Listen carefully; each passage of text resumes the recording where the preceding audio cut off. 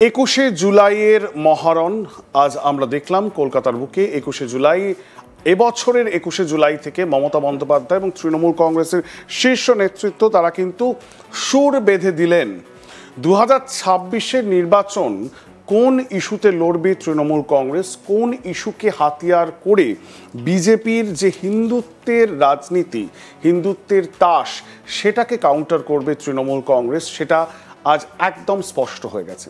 যেভাবে আমরা এর আগে আপনাদেরকে জানিয়েছি, মাত্র কয়েকদিন আগেই 16ই জুলাই একেবারে কালক্ষয় বিলম্ব না করে মমতা বন্দ্যোপাধ্যায় তিনি বুঝতে পেরেছেন, তিনি জানেন, মানুষের পালস তিনি বোঝেন।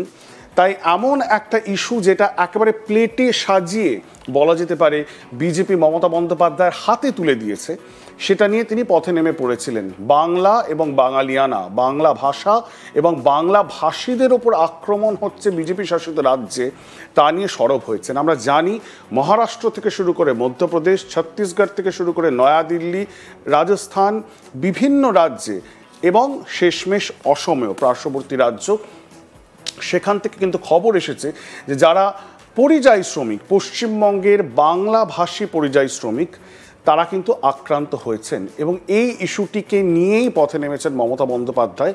তিনি একটা ট্রেলার দেখিয়েছিলেন মাত্র 16ই জুলাই, এবং আমরা জানতাম কি কোন দিকে তার ক্যাম্পেইন স্ট্র্যাটেজি হতে চলেছে, এবং সেটাতেই কিন্তু আজ শিলমোহর পড়ল।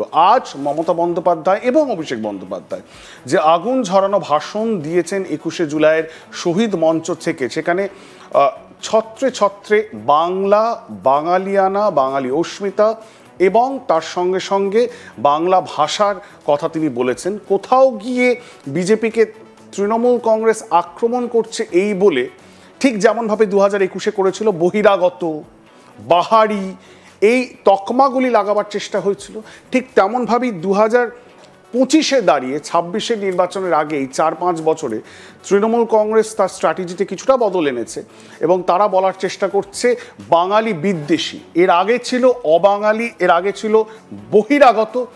যে বহিরাগত শব্দ বা বহিরাগত শব্দ বন্ধ দিয়ে আক্রমণ করার চেষ্টা হচ্ছিল, এবার কিন্তু তাদের স্ট্র্যাটেজি বদল হয়েছে। এবারে স্ট্র্যাটেজি বদল করে মমতা বন্দ্যোপাধ্যায় এবং তৃণমূল কংগ্রেস তারা বিজেপিকে আক্রমণ করছেন বাঙালি বিরোধী এবং বাংলা বিরোধী বলে।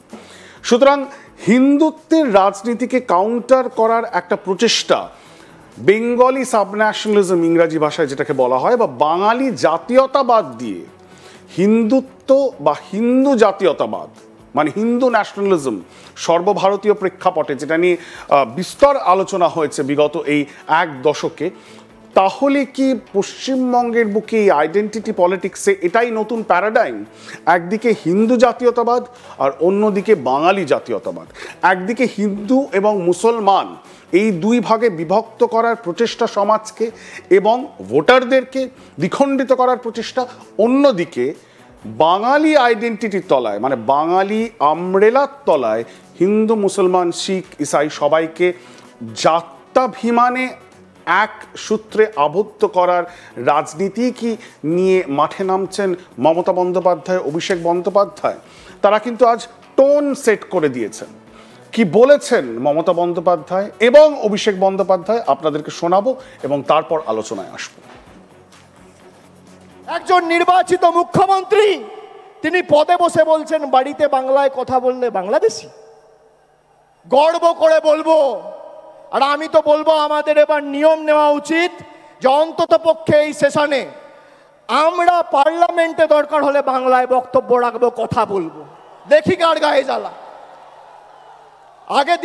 আগে দিনে যদি 10 বার বলতাম, এখন 500 বার বলবো।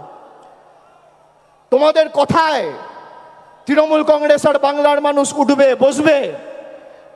আমরা বাংলার সন্তান, গুজরাট উত্তরপ্রদেশের নয়। আমরা বশ্যতা স্বীকার করব না, আমরা মেরুদণ্ড বিক্রি করব না, আমরা আত্মসমর্পণ করব না। গলা কেটে দিলেও জয় বাংলা বেরোবে, তৃণমূল কংগ্রেস জিন্দাবাদ বেরোবে।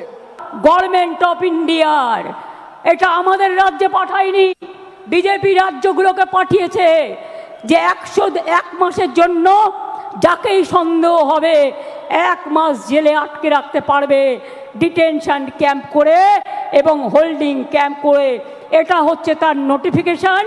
গভর্নমেন্ট অফ ইন্ডিয়া 2রা মে 25 তারিখে পাঠিয়েছিল, যার জন্য আজকে 1000-এর ওপর লোক, তাদের কাউকে বাংলাদেশে নিয়ে গেছে, কাউকে রাজস্থানের জেলে ঢোকানো হয়েছে, কাউকে উত্তরপ্রদেশে, কাউকে ছত্তিশগড়ে, কাউকে মধ্যপ্রদেশে, एमनकी उड़ीसा पर्यंत। हम इलेक्शन कमीशन को चेयर को रेस्पेक्ट करते हैं, लेकिन जैसे बिहार में 40 लाखों का ज्यादा आदमी को नाम निकाल दिया और बंगाल में भी करने वाला है, अगर करेगा तो घेराव कर्मसूची करेंगे, पूरा घेराव होगा, पूरा आंदोलन होगा। हम नाम काटने नहीं देंगे, हम नाम डालने नहीं देंगे डिटेंशन कैंप में। মনে রাখবেন, আমি হিন্দি ভাষাও ভালোবাসি, বারবার বলছি, অন্য কোনো ভাষার বিরুদ্ধে আমার কোনো অসম্মান নেই। আমাদের 22 লক্ষ পরিযায়ী শ্রমিক যারা স্কিল ডেকে নিয়ে যান, তারা চলে আসলে আপনাদের কাজ চলবে না। আর আমার এখানেও তো 1.5 কোটি ভাই বোনেরা আছেন যারা বিভিন্ন রাজ্যের, কই তাদের তো কোনো অসুবিধা হয় না? তাহলে আপনারা কেন বাংলা ভাষার উপর সন্ত্রাস করবেন? আমরা এর জবাব চাই, জবাব দিতে হবে। দরকার হলে আবার ভাষা আন্দোলন হবে। দেখতে চাই কত সাহস আছে আপনার, কত জেল আছে, কত কাস্টডি আছে, কত ডিটেনশন ক্যাম্প আছে। দরকার হলে আবার ভাষা আন্দোলন হবে, এই ভাষায় কিন্তু তৃণমূল কংগ্রেসকে কথা বলতে শোনা যায়নি। ভাষা আন্দোলন তার একটা ইতিহাস রয়েছে। ভাষা আন্দোলন যেমন বাংলাদেশে হয়েছে, যার জন্যে বাংলা ভাষার জন্যে মানুষ শহীদ হয়েছেন, রক্ত ঝরিয়েছেন, সেই ভাষা আন্দোলনের ইতিহাস পার্শ্ববর্তী রাজ্য অসমেও রয়েছে।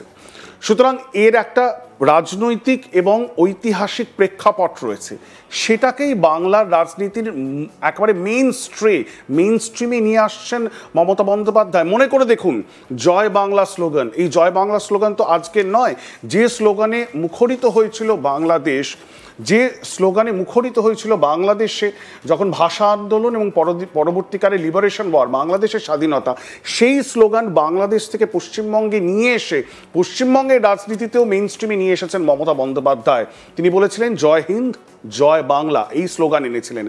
এবার ভাষা আন্দোলনের কনটেক্সট কোন দিকে যাচ্ছে, বাঙালি জাতীয়তাবাদী আন্দোলন কোন দিকে যাচ্ছে, সেটা নিয়ে আমরা আলোচনা করব। আমরা কুইকলি একবার শুনে নিই। এই যে ভোটার লিস্ট সংশোধনের প্রশ্ন, একটা সময় কিন্তু মমতা বন্দ্যোপাধ্যায় এটা নিয়ে চূড়ান্ত সরব হয়েছিলেন বিরোধী দলনেত্রী থাকাকালীন বামেদের জমানায়। আজকে মমতা বন্দ্যোপাধ্যায় মুখ্যমন্ত্রীর চেয়ারে, এবং সেখানে বিরোধী বিজেপি তারা কিন্তু বারবার বলছে যে ভোটার লিস্টে ঝুড়ি ঝুড়ি রোহিঙ্গা ঢুকে গেছে মায়ানমার থেকে এসে, 17 লক্ষর কথা বলা হচ্ছে।